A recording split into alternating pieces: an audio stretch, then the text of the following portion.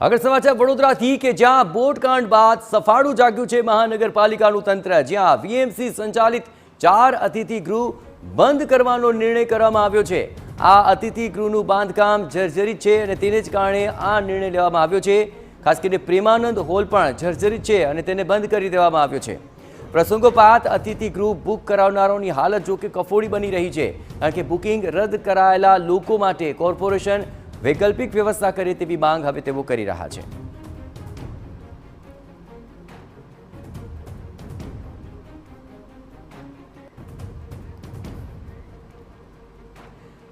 તો બુકિંગ જેનું રદ થઈ ગયું તેમની હાલત સૌથી વધુ કફોડી થઈ રહી છે, કારણ કે બોટકાંડ બાદ સફાળી રીતે જાગેલા આ મહાનગરપાલિકાએ તંત્રએ આ તુરંત નિર્ણય લીધો છે, જેમાં વીએમસી સંચાલિત 4 અતિથિ ગૃહ બંધ કરી દેવામાં આવ્યા। પરંતુ પ્રસંગોપાત જેમણે આ હોલ બુક કરાવ્યા હતા તેને આખરે વૈકલ્પિક વ્યવસ્થા મળી રહે તે માટેની વ્યવસ્થા કરવા માટે પણ માંગ કરવામાં આવી।